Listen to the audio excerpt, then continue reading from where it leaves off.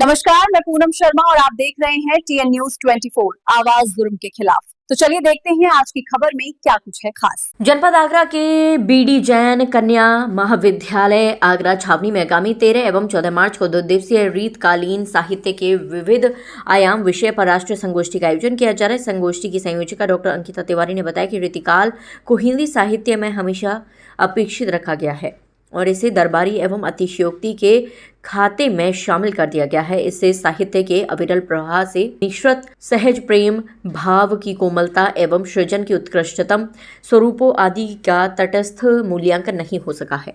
संगोष्ठी समन्वयक प्रोफेसर शिखा श्रीधर ने बताया कि संगोष्ठी का उद्घाटन डॉक्टर भीमराव अम्बेडकर विवेक की कुलपति प्रोफेसर आशु रानी द्वारा किया जाएगा और द्वितीय दिवस में उत्तराखंड मुक्त विश्वविद्यालय हल्द्वानी के कुलपति प्रोफेसर नवीन चंद लोह की गरिमामयी उपस्थिति रहेगी। डॉक्टर अर्चना सिंह ने संगोष्ठी के सत्र विवरण के संबंध में जानकारी दी और संगोष्ठी के उपविषयों की चर्चा की। इस मौके पर professor Meera Agarwal, professor Anuradha, professor Kiran, professor Anita, professor Shubhlesh, professor Neelam, doctor Neelam Singh, Amrita Srivastava, Pooja Singh आदि प्रवक्ताओं की उपस्थिति रही। आगरा से संवाददाता अर्जुन रौतेला की खास खबर। हम सभी पूरा विभाग और पूरा महाविद्यालय परिवार मिलकर के जो ये 2 दिवसीय राष्ट्रीय संगोष्ठी आयोजित कर रहे हैं कि रीतिकालीन साहित्य के विविध आयाम। इससे जो है कि इस संगोष्ठी में पूरे पूर्वोत्तर के सभी शहरों आगरा, प्रयागराज और बनारस, वृंदावन सब जगह से जो है कि हमारे विद्वजन जुड़ रहे हैं और ऐसे विद्वानों का एक संगम होगा कि वहाँ से इतनी अच्छी चीज़ें निकल के आएंगी जो हमारे विद्यार्थियों के लिए, छात्राओं के लिए, सबके लिए एक नया विषय वस्तु प्रस्तुत करेगा। जो भी रीतिकाल के विषय में अब तक पूरी धारणा बना के रखी हुई है, जहाँ कभी पहले भी बताया जा सकता है कि 17वीं शताब्दी से लेकर के 19वीं शताब्दी तक रीतिकाल का दौर रहा, जो कि मुगलों का युग था। तो उसमें भी जो इतने अच्छे हमारे साहित्य लिखे गए राजनीतिक व्यवस्था, आर्थिक व्यवस्था, सांस्कृतिक क्षेत्रों में जो एक संगम से विद्वजनों के सहयोग है, जो एक अच्छी विषय वस्तु लोगों के सामने रखी और हम सबका यही एक लक्ष्य भी है कि संगोष्ठी में जो है कुछ नए विचार आगे हमारे यहाँ 2 दिवसीय राष्ट्रीय संगोष्ठी का आयोजन 13 और 14 तारीख को आयोजित होने वाला है। इसी उपलक्ष्य में ये कॉन्फ्रेंस रखी गई है। इसकी संरक्षिका हमारी विश्वविद्यालय डॉक्टर भीमराव अम्बेडकर की कुलपति हो गया और प्रोफेसर आशु रानी हो गया जी है, जो इस कार्यक्रम का शुभारंभ करेंगी। इस कार्यक्रम की संयोजिका हमारी हिंदी विभाग की सहायक आचार्य डॉक्टर अंकिता तिवारी जी है। उन्हीं के निर्देशन पर ये पूरा प्रोग्राम हो रहा है। उन्हीं को बहुत हार्दिक बधाई और शुभकामनाएं देते हैं। रीतिकालीन विषय एक ऐसा विषय है जिससे कोई अछूता नहीं है। खासतौर से मैं अपने विषय की बात करूँ कि मैं चित्रकला विभाग की विभागत हूँ, तो चित्रकला विषय का जितना काम इस युग में, इस काल में हुआ है, उतना कहीं नहीं हुआ। जितना भी नायिका देव या केसर बिहारी या की कवियों पर आधारित जितना हुआ है वो इसी युग में। आगामी 13 और 14 मार्च को 2 दिवसीय राष्ट्रीय संगोष्ठी जो हो रहा है उसकी संयोजिका हूँ। इस नाते संगोष्ठी के विषय में जो विस्तृत विवेचन है, पूरे हिंदी साहित्य में रीतिकाल एक ऐसा दौर रहा है जो हम देखते हैं साहित्य में सबसे उपेक्षित रहा है।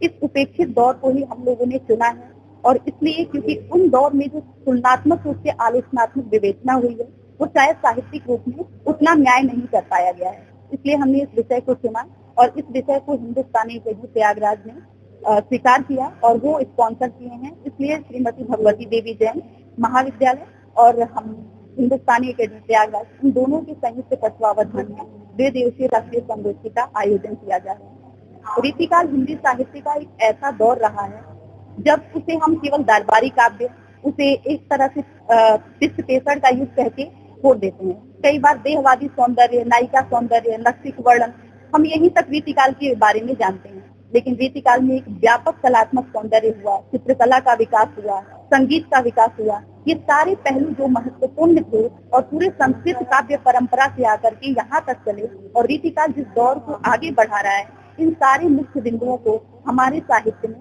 रेखांकित नहीं किया गया है। और इसके साथ जो लोकपन था, जो भी दरबार में जाके कवि बने, वो दरबारी कवि बनने के पूर्व लोक में रहते थे और लोक में जाने के बाद ही किसी दरबार के कवि बने, और उन कवियों की रचनाओं में वो लोक जीवंत रूप में अभिव्यक्त हुआ है, लेकिन इसको उस रूप में रेखांकित साहित्य में नहीं दिया गया है।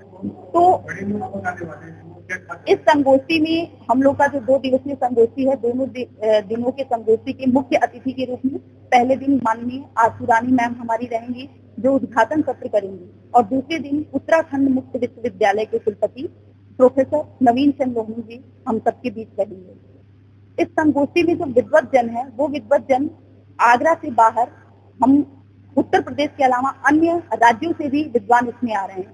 जैसे बनारस से हम देख रहे हैं प्रोफेसर विद्योत्मा मिश्र मैम आ रही हैं, प्रोफेसर उदय प्रताप सिंह सर आ रहे हैं, अरुणाचल प्रदेश से आलोक सिंह सर आ रहे हैं, दिल्ली से राजकुमार मणि उपाध्याय सर आ रहे हैं।